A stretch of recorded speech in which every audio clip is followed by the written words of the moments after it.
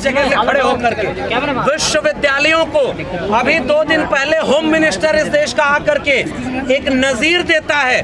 पता नहीं वो विश्वविद्यालय कितनी बार गए होंगे, लेकिन विश्वविद्यालय में आकर के सीख दे रहे हैं कि विश्वविद्यालय विचारधाराओं के अखाड़े नहीं बनने चाहिए, विचारधाराओं पर संवाद होना चाहिए। मेरा सवाल है, इस देश को एक विचारधारा के रंग में रंगने वाले कौन है? इस देश में एक ही व्यक्ति, एक ही विचार है जिसकी धार्मिक भावनाएं हैं।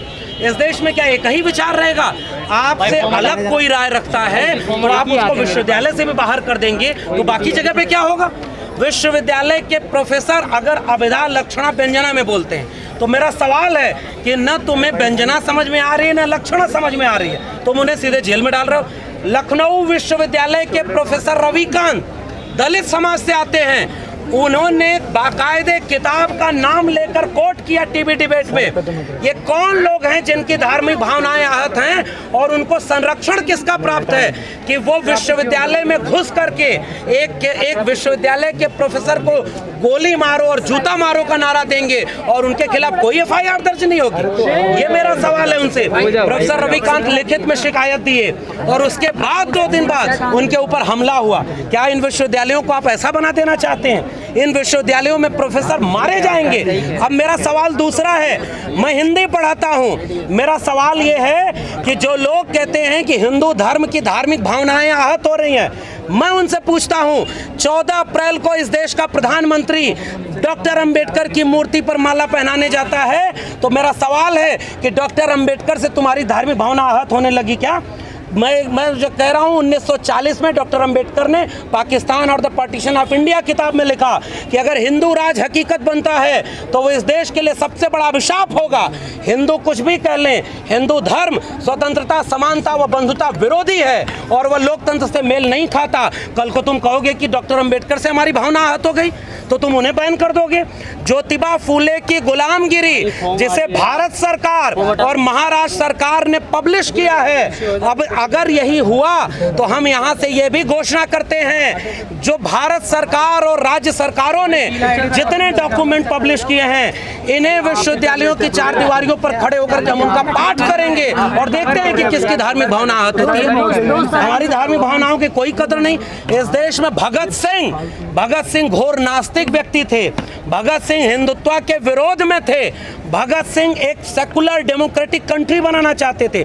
अगर मैं भगत सिंह को मानने वाला हूं तो क्या मेरी भावनाएं आहत नहीं होंगी तुम्हारी बातों से?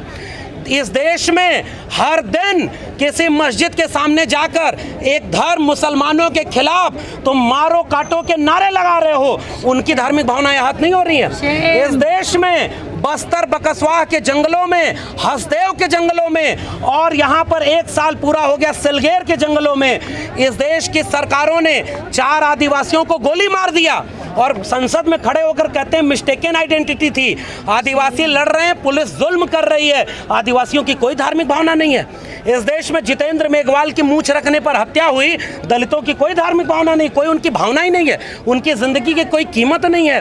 इस देश में अभी उत्तराखंड में एक और ये सवाल मेरा हिंदू राष्ट्र बनाने वालों से है, तुम कहते हो कि इस देश के 80% हिंदुओं एक हो जाओ क्योंकि हिंदू धर्म खतरे में है। आप कहोगे बेरोजगारी है तो वो कहेंगे ट्रिपल तलाक है, आप कहोगे महंगाई है तो वो कहेंगे 370 हटा दिया, आप कहोगे शिक्षा बर्बाद हो रही है तो वो कहेंगे ज्ञानवापी के नीचे शिवलिंग मिलेगा, आप कहेंगे पेट्रोल डीजल का दाम बढ़ गया तो वो कहेंगे अभी अयोध्या झांकी है, मथुरा काशी बाकी है। कुछ भी इस देश में किया जा रहा है केवल इसलिए कि रोज उन मुद्दों पर बहस ना हो जो इस देश को बनाने और बचाने वाले मुद्दे हैं। प्रोफेसर रतन लाल एक व्यक्ति का नाम नहीं है और ये एक घटना नहीं है, ये एक संकेत है। दिल्ली विश्वविद्यालय के प्रोफेसर को अगर आज गिरफ्तार करके जेल भेज दिया जाता है, कल्पना करिए जो लखनऊ विश्वविद्यालय के प्रोफेसर रविकांत के कैंपस में घुसकर मार सकता है, कल को क्या करेगा? ये सवाल मेरा है और ये मेरा डर है। मैं इसीलिए सीधे केंद्र सरकार और आरएसएस पर एक आरोप लगाता हूं, इस देश में क्या यही काम किया जाएगा कि एक ही विचारधारा ही पूरे देश की विचारधारा हो गई? मैं तो कह रहा हूं, मैं कबीर को पढ़ाता हूं दिल्ली विश्वविद्यालय में, तो कबीर तो तुम्हारी रोज धार्मिक भावना आहत करते हैं, कल को तुम कबीर को सिलेबस से निकाल दोगे, तुम रविदास को कहाँ रखोगे? तुम तथागत बुद्ध को कहाँ रखोगे? पेरियार को कहाँ रखोगे? इसलिए इस देश में सबकी अलग अलग भावनाएं हैं, हम इसका पूरा विरोध करते हैं। ये एक बड़ी घटना है। आरएसएस चाहता है कि इस देश को एक विचारधारा, वो कहते थे ना, एक पार्टी, एक नेता, एक चुनाव, एक मुद्दा हो, वैसे इस देश में एक ही विचारधारा हो, एक ही संगठन हो, आरएसएस। बाकी किसी संगठन की कोई जरूरत नहीं है। विश्वविद्यालय में खड़े होकर अगर हम ये नहीं बोल पाएंगे तो फिर बाकी जगहों पर तो बुलडोजर चला दोगे तुम तो वहाँ कहीं कोई कानून नहीं है। जिन्होंने हमला किया, आखिरी बात, तुमने कहा फेसबुक पर उनकी टिप्पणी गलत थी, तो उनको माँ बहन की गालियाँ देने वालों की टिप्पणियाँ क्या थी? रतनलाल के बेटे के खिलाफ जो इतना अभद्र भाषा में रोज ट्वीट हो रहा है, रोज लिखा जा रहा है, उससे क्या उनकी भावनाएं आहत नहीं हो रही हैं? इस देश में आरएसएस एक ऐसा ऑक्टोपस बन गया है जिसके 1000 हाथ हैं। किसी को छोड़ दिया है कि जाओ धर्म संसद करो, गालियां दो मुसलमानों को, कोई धार्मिक भावना आहत नहीं हुई। इस देश में दिल्ली में भगवा रंग का संविधान बना करके सेमिनार करके यहाँ पर कहा गया कि भारत का संविधान खराब है, हम भारत का भगवा संविधान लाएंगे, किसी की भावना आहत नहीं हुई। इस देश में यहाँ संविधान जलाया गया, तब भी भावना आहत नहीं हुई। तो इस देश में मुसलमानों की, दलितों की, आदिवासियों की, पिछड़ों की, महिलाओं की, किसान मजदूरों की कोई भावना नहीं है। इस देश में भावना केवल उनकी है जिनकी सरकार है।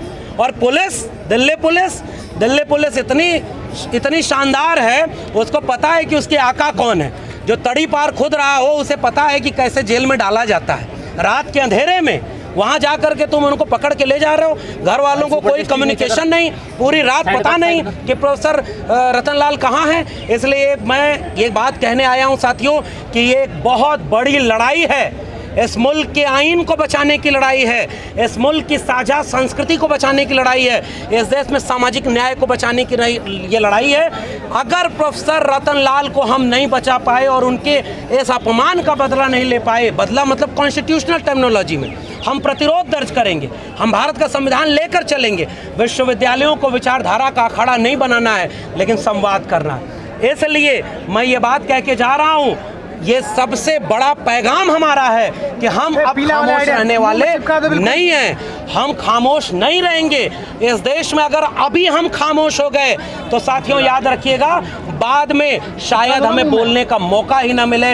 इसलिए मुट्ठी बांध करके हम एकजुट होने का संकल्प लें और आगे जो भी यहाँ से रणनीति बनती है, हम लगातार उस पूरी रणनीति में शामिल रहेंगे और अपने प्रोफेसर को, अपनी विचारधारा को, भारत के संविधान को बचाने की हर वो लड़ाई लड़ते रहेंगे जो हमारे वक्त में लड़ना जरूरी है। क्योंकि इसी जगह पर हमने प्रोटेस्ट किया था प्रोफेसर हनी बाबू को, वो ओबीसी समाज से आते थे, प्रधानमंत्री को मारने की साजिश करके नाम पर 2 साल से जेल में है, कौन बचा पाया उनको? प्रोफेसर आनंद तेलतुंबड़े 2 साल से जेल में हैं, उन्हें कौन बचा पाया? अगर हम अपने प्रोफेसर्स को नहीं बचा पाएंगे, अगर कल को उमर खालिद का अभी तक नहीं तय है, तो हमने मुसलमानों को इतना अपमानित कर दिया है कि वो तो अपने हक की लड़ाई नहीं लड़ पा रहे। दिन रात दंगा, दिन रात टीवी पर जहर, और उसके बीच में हम कौन लोग हैं? हम सामाजिक न्याय के लोग हैं, संविधान के लोग हैं। भगत सिंह और अंबेडकर को साथ लेकर, अशफाकुल्लाह खां और बिस्मिल को साथ लेकर, फूले पेरियार को साथ लेकर, भारत के संविधान को साथ लेकर अपनी लड़ाई लड़ेंगे, जीतेंगे। इंकलाब जिंदाबाद।